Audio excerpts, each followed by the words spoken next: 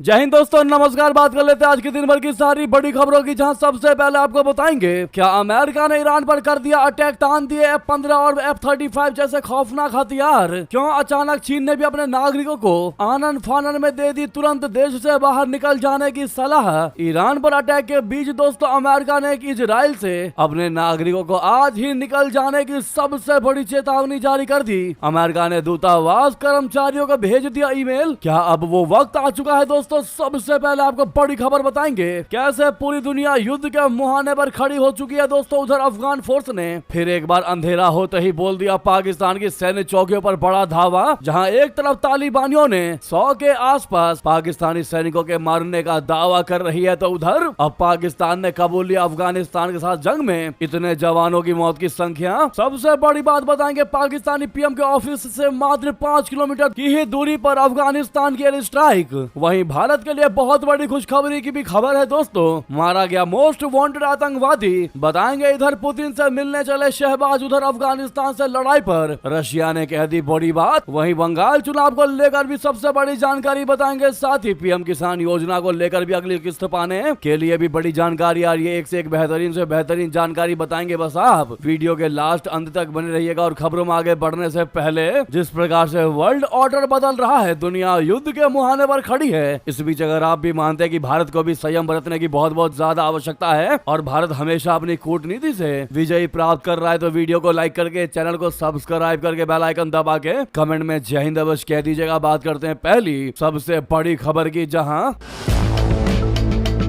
परमाणु समझौते पर बातचीत के दूसरे दिन अमेरिका ने ईरान पर अटैक कर दिया। सोशल मीडिया और कई अंतरराष्ट्रीय हलकों में यह खबर आग की तरह फैल रही है कि अमेरिका ने ईरान पर आधुनिक इतिहास का सबसे बड़ा अटैक शुरू कर दिया है। हालांकि अभी तक इन खबरों की आधिकारिक तौर पर पुष्टि नहीं हो पाई है। हालांकि अमेरिका ने ईरान के खिलाफ अब तक का सबसे बड़ा सैन्य जमावड़ा कर लिया है और तनाव अपने चरम पर है। मीडिया रिपोर्ट्स के अनुसार यह दावा किया जा रहा है कि अमेरिका ने F-15E और F-35 जैसे लड़ाकू विमान तान दिए हैं और इजराइल तक अपना अरमाडा पहुंचा दिया है। दोस्तों पिछले कुछ घंटों से आ रही रिपोर्ट्स और जमीनी गतिविधियों ने पूरे मिडिल ईस्ट को हाई अलर्ट पर डाल दिया है। अमेरिकी एयरफोर्स ने हाल ही में अपने F-15E स्ट्राइक ईगल और F-35 लाइटनिंग सेकंड जैसे पावरफुल लड़ाकू विमानों को मिडिल ईस्ट में तैनात कर दिया है। ये विमान अपनी 2500 से 3000 किलोमीटर प्रति घंटा वाली रफ्तार है और सटीक मारक क्षमता के लिए जाने जाते हैं। अमेरिका ने इस क्षेत्र में अपने दो सबसे बड़े aircraft carrier USS Gerald R. Ford और USS अब्राहम लिंकन को तैनात किया है। ये 2003 के इराक युद्ध के बाद का सबसे बड़ा सैन्य जमावड़ा है। दोस्तों आपको याद होगा डोनाल्ड ट्रंप ने पहले ही हिंट दिया था कि अगर बीते 26 फरवरी को हुई बातचीत में कुछ हल नहीं निकलता है तो परिणाम बहुत बुरे होंगे। जिसका डर था वही हुआ। जेनेवा में हुई परमाणु वार्ता बिना किसी ठोस नतीजे के समाप्त हो गई है। हालांकि आधिकारिक तौर पर अब तक बड़े पैमाने पर बमबारी शुरू होने की पुष्टि व्हाइट हाउस या पेंटागन ने तो नहीं की, लेकिन खबर यह है कि दुनिया का सबसे बड़ा विमान वाहक पोत USS Gerald R. Ford Greece के सूडा बेस से रवाना होकर शुक्रवार को इजराइल के तट पर पहुंच चुका है। दोस्तों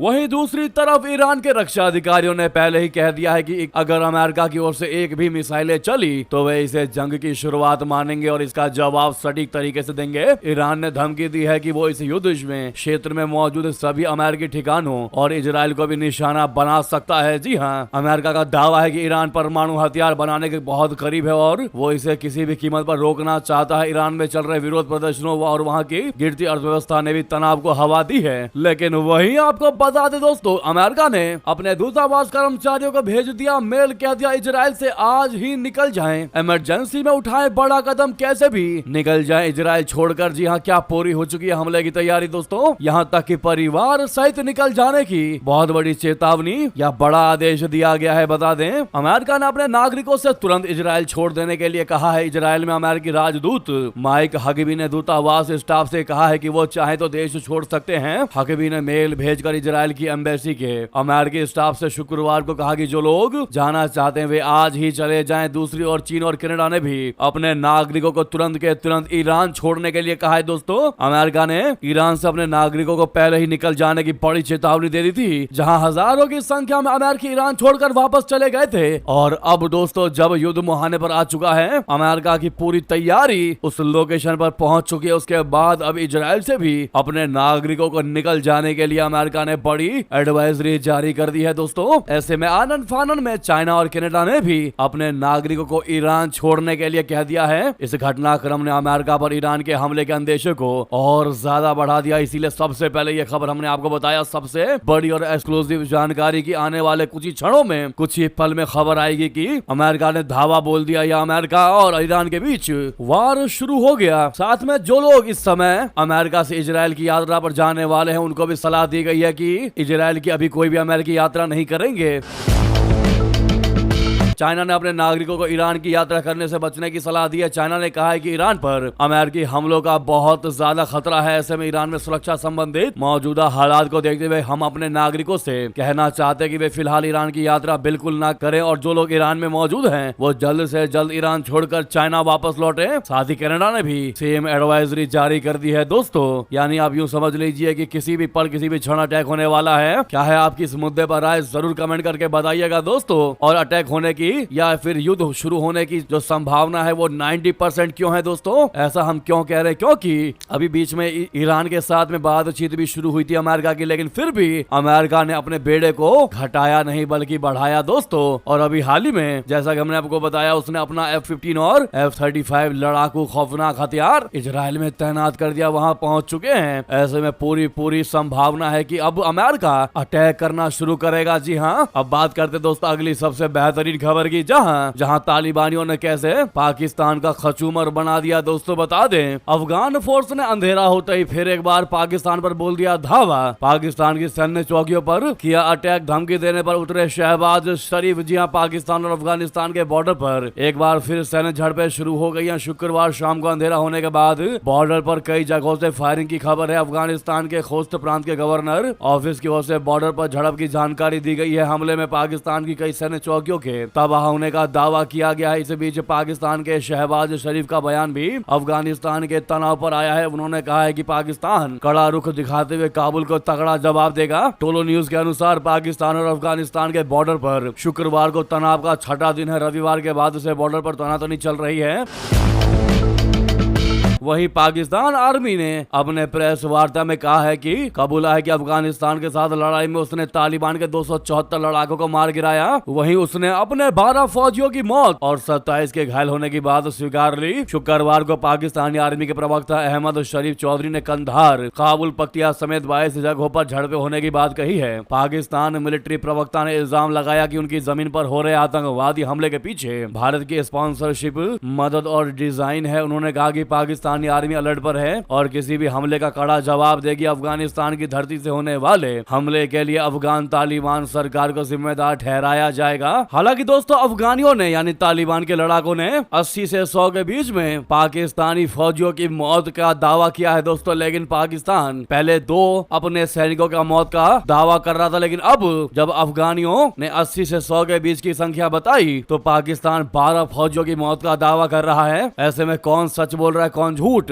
ये तो पाकिस्तान या फिर अफगानिस्तान ही जानता है। आपको क्या लगता है दोस्तों? अवश्य कमेंट करिएगा। लेकिन इसके बीच आपको बता दें, भारत के लिए बहुत बड़ी खुशखबरी की खबर है दोस्तों। अफगानिस्तान में ISI के जिहादी नेटवर्क का हुआ खेल खत्म, मारा गया लाली मामा। जी हाँ दोस्तों, बहुत बड़ी एक्सक्लूसिव जानकारी। पाकिस्तान की खुफिया एजेंसी ISI के बेहद खास हाजी लाली मामा नूर जई की अफगानिस्तान में मौत हो गई है। लाली ने लंबे समय तक ISI के ऑपरेटिव और जिहादी ट्रेनर के तौर पर काम किया था। लाली की मौत कथित तौर पर हार्ट अटैक से हुई है, लेकिन चर्चा ये है कि वो किसी सीक्रेट ऑपरेशन का निशाना बना है। ISI ने उसका भारत के खिलाफ कश्मीर में हिंसा फैलाने के लिए जमकर इस्तेमाल किया था। ऐसे में भारत के लिए उसकी मौत से बड़ी राहत की खबर है दोस्तों। AMU TV की रिपोर्ट के अनुसार ये कहा गया है कि लाली रहस्यमय तरीके से मारा गया है। ऑफिशियली हार्ट अटैक को उसकी मौत बताई गई है, लेकिन किसी विदेशी ताकत के रोल की भी चर्चा है। इसकी वजह पाकिस्तान और अफगानिस्तान का बढ़ता तनाव भी है। तालिबान का इस्लामाबाद से तनाव चरम पर है तो दिल्ली से उसके रिश्ते सुधर रहे हैं। यह भी दावा है कि लाली अब पाकिस्तान के बजाय काबुल के करीब था, यही उसकी मौत की वजह बन गया दोस्तों।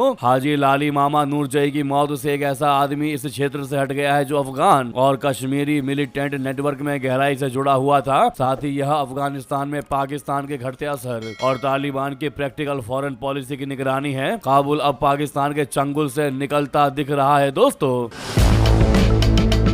वहीं आपको बता दें पीओके के गिलगित बाल्टिस्तान में ड्रोन उड़ाने पर लगा दी गई रोक। अफगानिस्तान के साथ तनाव के बीच बड़ा एक्शन दोस्तों। पाकिस्तान प्रशासन ने पाक अधिकृत कश्मीर यानी पीओके के गिलगित बाल्टिस्तान क्षेत्र में ड्रोन उड़ानों पर रोक लगा दी है। रिपोर्ट के अनुसार ये फैसला पाकिस्तान के गृह मंत्रालय के निर्देश पर लिया गया है। गिलगित बाल्टिस्तान पुलिस के प्रवक्ता ने बताया कि प्रतिबंध तत्काल प्रभाव से लागू हो गया है और इसका उल्लंघन करने वालों के खिलाफ कानूनी कार्रवाई की जाएगी। हालांकि कानून प्रवर्तन और खुफिया एजेंसियां अपने पेशेवर दायित्वों के दायरे में ड्रोन का उपयोग कर सकेंगी। ये कदम सुरक्षा चिंताओं के बीच उठाया गया है, खासकर हाल के दिनों में पाकिस्तान अफगानिस्तान सीमा पर बढ़ते तनाव को देखते हुए जहां ड्रोन का दुरुपयोग होने की आशंका जताई जा रही है। दोस्तों इसी बीच चौंका देने वाली जो जानकारी सामने आई है जिसने हर एक पाकिस्तानियों को खासकर शहबाज शरीफ की भौहें चौंका दी है, पैरों तले जमीन खिसका दी है, वो ये कि पाकिस्तानी पीएम शहबाज शरीफ के ऑफिस से 5 किलोमीटर मात्र दूरी पर अफगानिस्तान की एयर स्ट्राइक हुई है दोस्तों। यानी कि पाकिस्तानी पीएम शहबाज शरीफ के ऑफिस तक अफगानियों का ये एयर स्ट्राइक हुआ है दोस्तों। बस 5 किलोमीटर से बच गए शहबाज शरीफ। ये बहुत बड़ी चौंका देने वाली खबर है कि पाकिस्तान में इतने अंदर तक तालिबानियों का एयर स्ट्राइक हुआ है जिसने पूरे पाकिस्तान में हलचल मचा दी है। अफगानिस्तान गृह मंत्रालय की बॉर्डर पुलिस के प्रवक्ता अब्दुल्ला फारूकी ने मीडिया से बातचीत में बताया कि अफगानिस्तान पाकिस्तान पीएम ऑफिस से मात्र 5 किलोमीटर तक हमला करने में कामयाब रहा। इससे बड़ी बात क्या ही होगी दोस्तों, और इससे शर्मनाक बात एक पाकिस्तान के लिए क्या होगी, एक देश के लिए क्या ही होगी जहां पीएम ऑफिस तक एयर स्ट्राइक पहुंच पा रहा है और अपने आप को बहुत बड़ा स्ट्रांग बताता है पाकिस्तान। इस पर आपकी क्या टिप्पणी है दोस्तों, जरूर कमेंट करके बताइएगा। दोस्तों शहबाज शरीफ के घर के पास सैन्य ठिकाने पर ड्रोन हमला करने के बाद तालिबानियों ने कहा है कि पाकिस्तान की गर्दन तक हमारा हाथ पहुंच चुका है। इससे पता चलता है कि ये जगह पाकिस्तानी सत्ता प्रतिष्ठान के लिए कितनी अहम है। ड्रोन अटैक की पुष्टि करते हुए तालिबान ने बताया कि उसके लड़ाके और हथियार पाकिस्तान की गर्दन तक पहुंच सकते हैं। दोस्तों अब जब तालिबानी लड़ाकों के ये एडवांस हथियार ड्रोन पाकिस्तानी पीएम के घर तक पहुंच सकते हैं, ऑफिस तक पहुंच सकते हैं, तो ऐसे में सवाल उठना जायज है कि तालिबान ने कैसे बनाए पाकिस्तान पर हमला करने वाले ये ड्रोन्स। ये जानना दिलचस्प है कि 2021 में अफगानिस्तान की सत्ता पर काबिज होने वाले तालिबान ने 5 वर्षों में कैसे इस तरह के ड्रोन्स बनाए जो इस्लामाबाद तक पहुंच गए। डेली मेल की रिपोर्ट्स के अनुसार उनके रिपोर्ट बताते हैं कि तालिबान ने एक पुराने बेस का इस्तेमाल कामिकेज ड्रोन की एयरफोर्स बनाने के लिए किया। तालिबान ने अफगानिस्तान में ब्रिटिश स्पेशल फोर्स के इस्तेमाल में रहे लोगर प्रांत के बेस का इस्तेमाल ड्रोन टेस्ट साइट के तौर पर किया। यहाँ उसने अपने देश की सीमाओं के बाहर हमला करने वाला ड्रोन बनाया। ड्रोन प्रोग्राम में उसे तुर्की से लेकर चाइना, ईरान तक कई देशों की मदद मिली है। जी हाँ दोस्तों, तालिबान अपने ड्रोन प्रोग्राम में खास तौर से तुर्की, चाइना, रशिया, बेलारूस और बांग्लादेश की एक्सपर्टीज का इस्तेमाल कर रहा है। इंटेलिजेंस सूत्रों ने यह भी बताया है कि एक रूसी टीम ने ड्रोन प्रोग्राम के लिए तालिबान की मदद की है। खास तौर से रूसी एक्सपर्ट तालिबान इंजीनियरों के साथ दूसरे देशों में फैक्ट फाइंडिंग ट्रिप पर गया। दोस्तों इससे बड़ी बात क्या ही होगी, लेकिन वाकई में तालिबानी लड़ाकों को सैल्यूट करना पड़ेगा दोस्तों, जो मात्र 5 सालों के भीतर ही अपने आप को इतना एडवांस कर लिया कि पाकिस्तान के पीएम के शहबाज शरीफ के ऑफिस तक ड्रोन को पहुंचा दिया। दोस्तों वही दोस्तों सबसे बड़ी जानकारी ये भी सामने आ रही है, इसी बीच दोनों पक्षों के बीच पहले सफलतापूर्वक मध्यस्थता करवा चुका कतर सामने आया है। दोस्तों उसने अब दोनों पक्षों से बातचीत की है। तालिबान शासकों के अनुसार अफगानिस्तान बातचीत करने के लिए तैयार है, वहीं पाकिस्तान की तरफ से इस संघर्ष को खुला युद्ध बताया जा रहा है। यानी कि दोस्तों पाकिस्तान अफगान तनाव के बीच मध्यस्थता के लिए भी इस्लामिक देश सामने आते जा रहे हैं। फिलहाल कतर ने मदद का हाथ बढ़ाया है और तालिबान पाकिस्तान के बीच बातचीत करवाने के लिए आगे आया है। तो वहीं आपको चौंका देने वाली सबसे बड़ी खबर बता दें,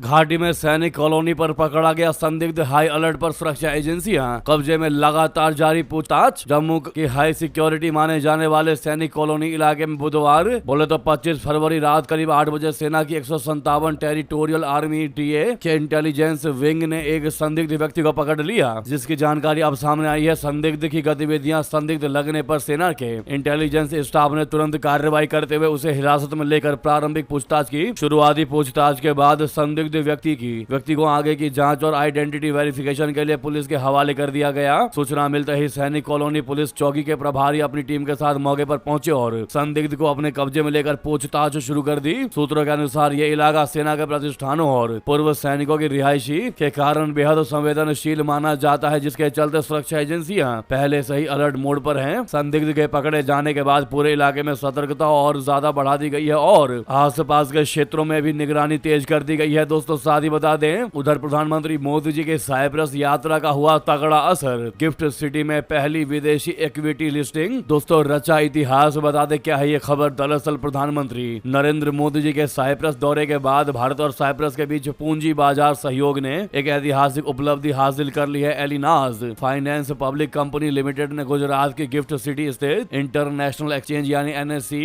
9 पर अपनी सेकेंडरी लिस्टिंग शुरू कर दी है। यह किसी भी विदेशी कंपनी द्वारा NSE 9 पर की गई पहली सेकेंडरी लिस्टिंग है। साइप्रस स्थित भारतीय दूतावास ने बताया कि इस कदम के साथ साइप्रस भारत के साथ एक इस क्रॉस बॉर्डर कैपिटल मार्केट साझेदारी को क्रियान्वित करने वाला पहला देश बन गया है। इससे भारत के वैश्विक वित्तीय केंद्र के रूप में उभरने की दिशा को और मजबूती मिलेगी। दोस्तों साथ ही साथ बता दें,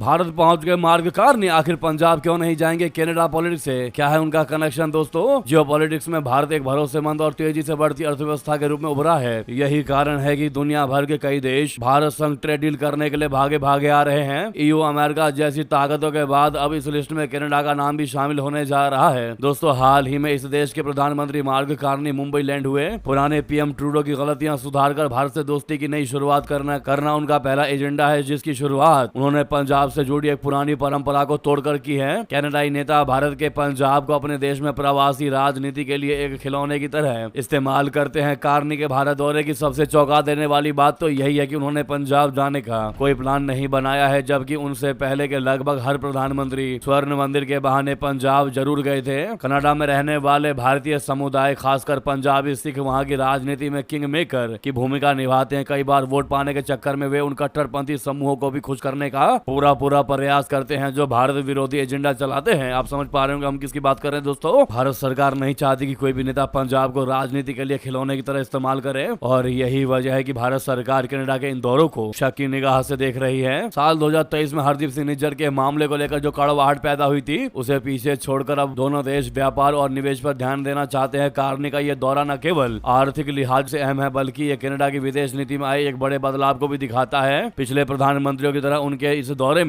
पंजाब का नाम शामिल नहीं है, जिसे लेकर तमाम तरह की चर्चाएं हो रही हैं। दोस्तों मार्ग कार्नी ने इस बार पंजाब में जाकर वाकई में बड़ा रिस्क लिया है। उनका ये फैसला इस बात का पक्का सबूत है कि वोट बैंक की राजनीति के बजाय सीधे तौर पर भारत सरकार के साथ दोस्ती को महत्व देना चाहते हैं। वो खालिस्तानियों के एजेंडे को किसी भी रूप में बढ़ावा नहीं देना चाहते। अब ऐसे में मार्ग कार्नी के इस स्टेप से, उनके इस फैसले से खालिस्तानी सपोर्टर्स जितने भी हैं दोस्तों, वो काफी गुस्से में दिखाई दे रहे हैं। उनका मानना है कि कार्नी ने उनकी भावनाओं को नजरअंदाज किया है, उनकी मांग को नजरअंदाज किया है। बहरहाल मार्ग कार्नी के इस फैसले का आप स्वागत करेंगे या फिर नहीं, जरूर कमेंट कीजिएगा। उनका फैसला सही है या गलत जरूर बताइएगा। देखते हैं क्या है आपकी राय दोस्तों, क्या कहते हैं आप लोग, साथ ही साथ बता दें।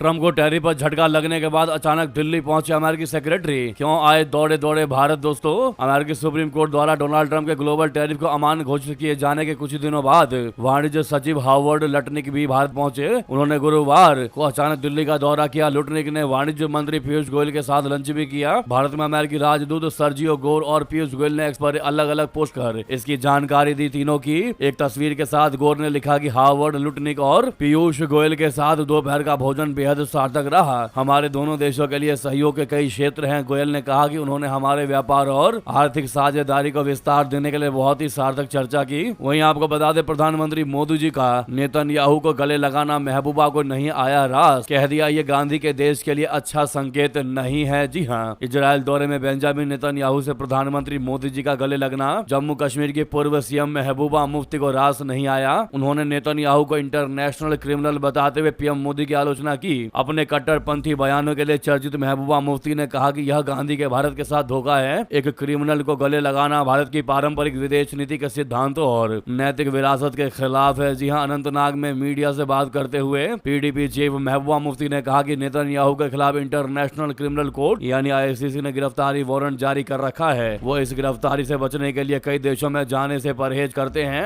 ऐसे में PM मोदी को 1.4 बिलियन भारतीयों के प्रतिनिधि के तौर पर एक क्रिमिनल को गले नहीं नहीं लगाना चाहिए था। ये हमारे गांधी के देश के लिए अच्छा संकेत नहीं है। मुफ्ती ने नेतन्याहू से मिलने पर भड़कते हुए कहा कि नेतन्याहू को दुनिया ने छोड़ दिया है, कई देश उनकी एंट्री पर बैन लगा चुके हैं, इसके बावजूद पीएम मोदी इजराइल गए और वहां पर एक क्रिमिनल को गले लगा लिया। आपको बता दें दोस्तों कि पीडीपी चीफ महबूबा मुफ्ती का यह रवैया पहला नहीं है या फिर नया नहीं है। वो इससे पहले भी आर्टिकल 370 हटने, आतंकियों के खिलाफ सख्त कार्रवाई करने, कट्टरपंथी संगठनों के खिलाफ कार्रवाई का विरोध करती रही हैं। अनुच्छेद 370 के मुद्दे पर तो महबूबा मुफ्ती ने यहाँ तक धमकी दे दी थी कि अगर केंद्र ने कोई एक्शन लिया तो प्रदेश में खून की नदियां बह जाएंगी, लेकिन जब मोदी सरकार ने सुनियोजित तरीके से पूरा ऑपरेशन किया तो उनकी बातें कोरी गप बनकर रह गई। अब ऐसे में प्रधानमंत्री नरेंद्र मोदी जी का नेतन्याहू को गले लगाना महबूबा को जो रास नहीं आया, इस पर आप क्या कमेंट करना चाहेंगे दोस्तों? अवश्य कमेंट करके बताइएगा, हमें आपकी कमेंट का रहेगा इंतजार। तो वहीं बता दें,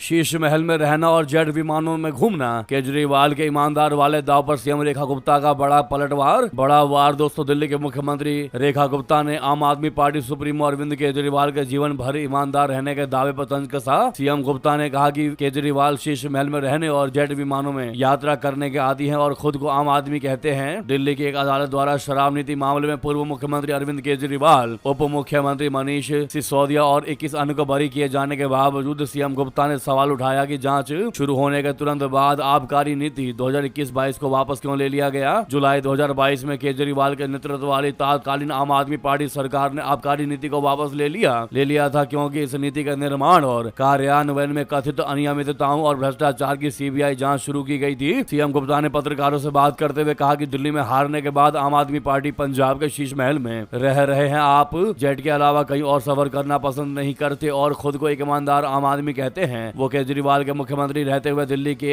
एक आलीशान बंगले में रहने और अब आम आदमी सरकार द्वारा शासित पंजाब सरकार के विमान का इस्तेमाल करके दूसरे राज्यों में चुनाव प्रचार करने के आरोपों से जुड़े विवादों का जिक्र कर रही थी। दोस्तों, बरी होने के बाद जिस प्रकार से केजरीवाल रोते दिखाई दिए हैं, आंसू निकालते दिखाई दिए केजरीवाल और सिसोदिया, इन दोनों की ईमानदारी पर आपकी क्या राय है दोस्तों? जरूर कमेंट करके बताइएगा, आप लोग इनको कैसा मानते हैं।